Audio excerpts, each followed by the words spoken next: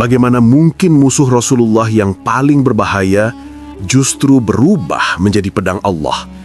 Inilah perjalanan menggetarkan dari Khalid bin Walid. Di kota Mekah, sebelum Islam memancarkan cahayanya, sebelum nama Muhammad SAW mengguncang struktur lama Quraisy, di sebuah rumah bangsawan Bani Makhzum, lahirlah seorang bayi laki-laki yang kelak memikul reputasi paling menakutkan di medan perang. Tahun itu, sekitar 592 Masehi, masa jahiliyah, masa kabilah menjadi identitas, keberanian menjadi mata uang, dan kekuatan militer menjadi sumber wibawa. Bayi itu diberi nama Khalid bin Al-Walid. Tidak banyak bayi yang sejak lahir dibesarkan oleh keluarga yang dianggap pasukan inti Quraisy. Bani Makhzum berada di urutan teratas dalam tradisi peperangan. Para pemuda mereka tumbuh dengan pedang di sampingnya dan kuda sebagai teman kecilnya. Ayah Khalid, Al-Walid bin Al-Mughirah, adalah orang yang sangat kaya dan berpengaruh. Ketika berbicara dalam majelis Quraisy, orang-orang diam. Ketika memberikan keputusan, orang-orang mendengarkan. Dan ketika ia mengharapkan sesuatu dari putranya, harapan itu bukan sesuatu yang ringan. Sejak kecil, Khalid hidup di dunia yang bergerak cepat. Latihan fisik bukan pilihan, itu budaya keluarga.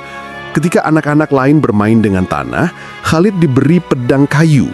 Ketika anak lain belajar menulis, ia belajar menunggang kuda liar yang bahkan orang dewasa pun enggan mendekatinya. Ini bukan pemaksaan, ia menikmati semuanya. Ada api di dalam dirinya, api kompetisi, api ambisi, api keberanian. Setiap pagi, debu menari di halaman rumah itu. Para pelatih keluarga Makhzum, yang sebagian pernah menjadi pejuang perang suku, mengajarkan teknik bertahan dari serangan tak terduga, mengajarkan cara memukul dengan ayunan pendek, mengajarkan seni menangkis dengan sudut yang tepat. Khalid tumbuh dengan kecintaan pada tantangan. Kegagalan tidak membuatnya berhenti, justru membakar semangatnya.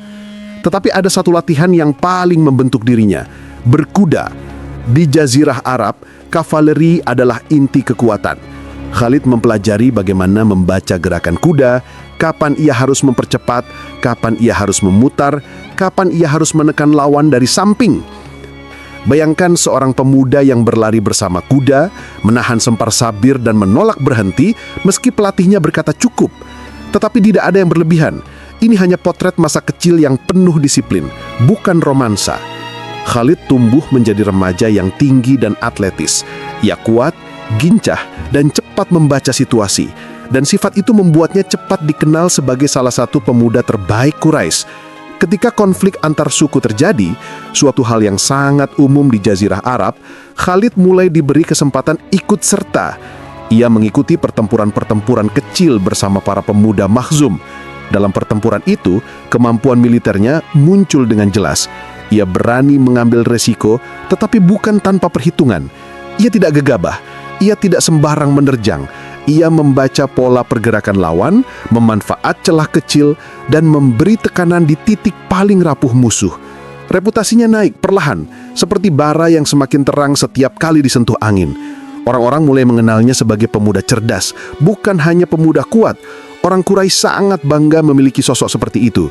Dalam tradisi jahiliyah, kemenangan militer adalah bagian dari kehormatan suku, dan Khalid adalah investasi terbaik untuk masa depan Makhzum. Dalam banyak latihan, ia berlatih bersama sepupunya, seorang pemuda yang juga keras dan berprinsip bernama Umar bin Khattab. Keduanya kadang bersaing sengit, dan dalam satu insiden, Khalid secara tidak sengaja melukai betis Umar ketika latihan. Tetapi hubungan mereka tetap dekat. Kelak pertemuan ulang mereka dalam Islam akan menjadi salah satu bab paling berharga dalam sejarah. Namun kejayaan fisik itu belum menyentuh sisi batinnya. Khalid belum bertemu sesuatu yang lebih besar dari pedang dan strategi. Ia belum melihat kebenaran yang harus diperjuangkan. Ia hanya mengikuti logika suku. Siapa yang kuat, dialah yang menang. Dan ketika Muhammad SAW mulai berdakwah, sebagian Quraisy menganggapnya ancaman. Al-Walid bin Al-Mughirah, ayah Khalid, termasuk tokoh yang paling keras menolak Islam.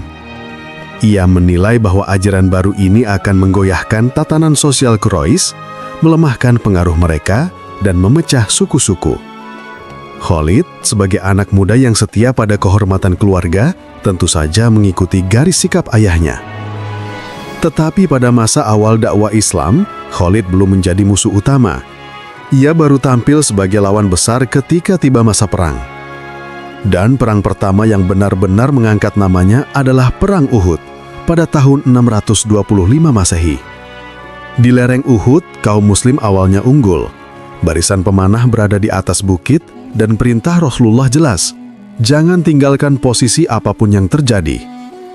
Namun ketika kaum Quraisy terpukul mundur, sebagian pemanah turun karena menyangka perang telah selesai. Inilah celah yang tidak pernah dilewatkan oleh komandan kavaleri. Di sisi bukit, Khalid melihat sesuatu yang hanya dilihat oleh mata seorang ahli strategi. Sisi belakang pasukan muslim terbuka. Angin gurun mengangkat debu tipis. Pasukan kavaleri Quraisy bergerak cepat tanpa suara keras, hanya derap kuda dan aba-aba pendek. Khalid tidak mengambil waktu panjang, ia mengeksekusi. Kavaleri berputar, manuver yang memerlukan disiplin tinggi, dan menghantam sayap belakang kaum muslim. Kekacauan terjadi. Barisan yang semula menang menjadi barisan yang tercerai-berai. Panji hampir jatuh. Rasulullah terluka. Banyak sahabat syahid. Fakta sejarahnya menunjukkan satu hal. Khalid membaca momen lebih cepat daripada kebanyakan orang lain. Ia memanfaatkan kelengahan, bukan kekacauan.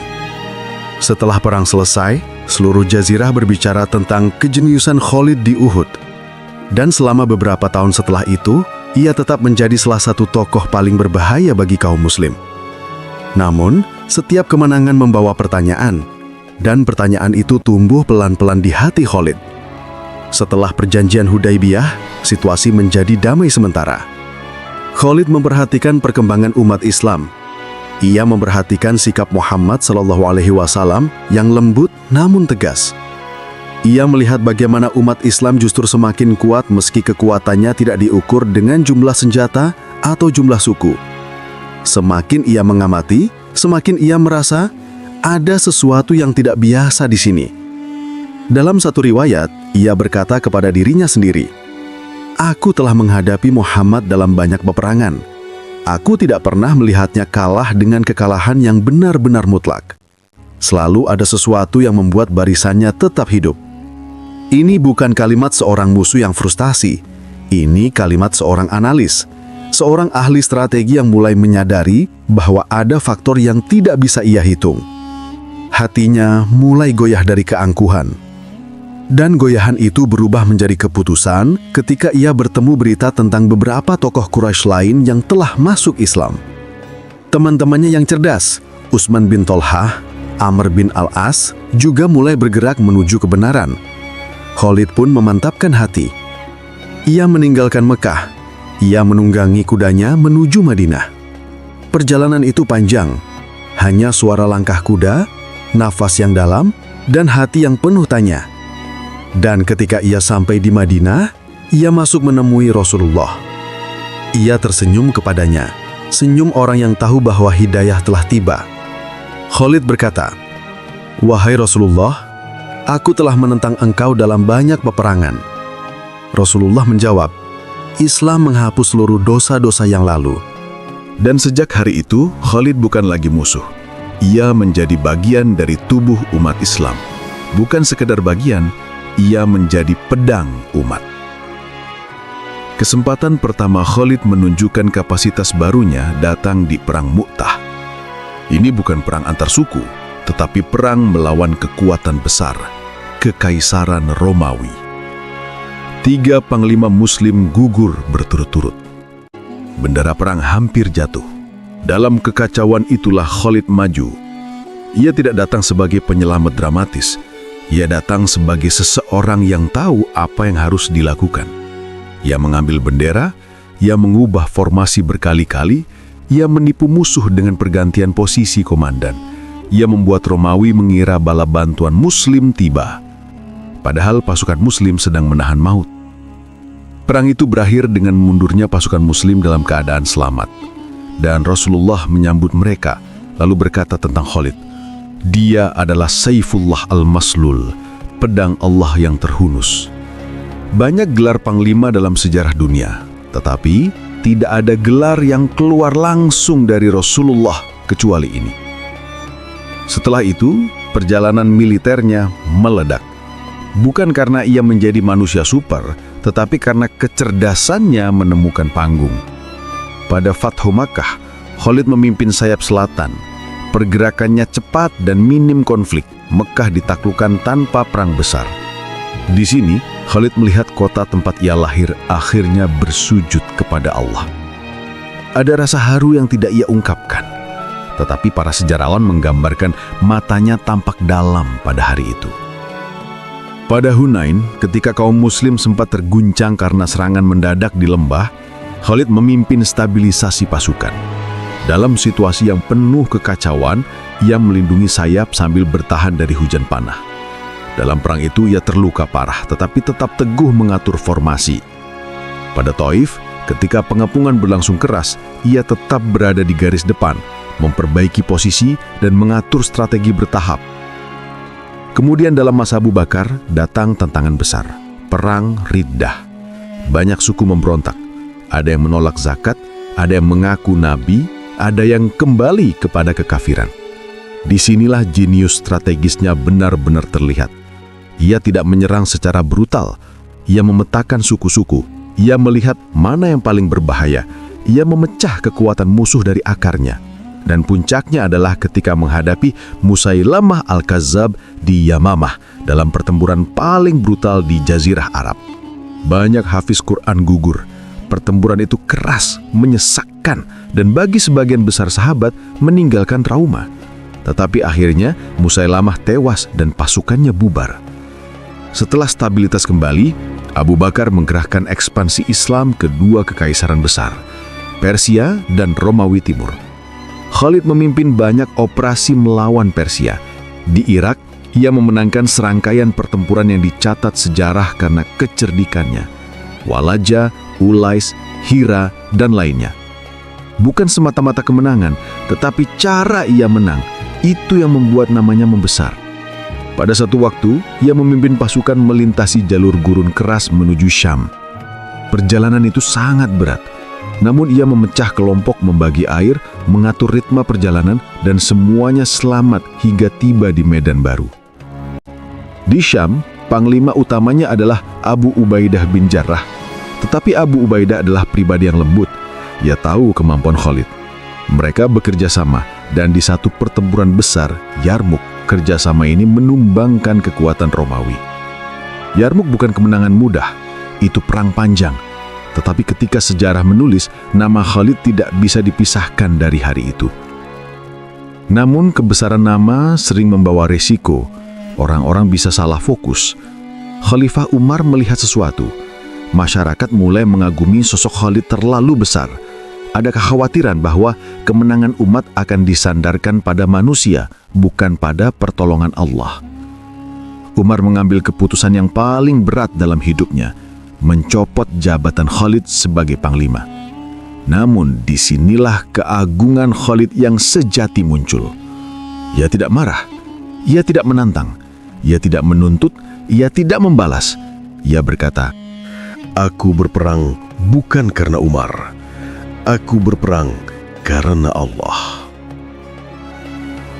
Dan sejak itu, dalam beberapa laga berikutnya, ia bertempur sebagai prajurit biasa, tanpa kesombongan, tanpa tuntutan, dan tanpa ambisi jabatan. Inilah bab yang paling menyentuh dalam biografi Khalid. Bukan perang Uhud, bukan Mu'tah, bukan Yarmuk, tetapi kesediaannya turun dari puncak demi kemurnian tauhid.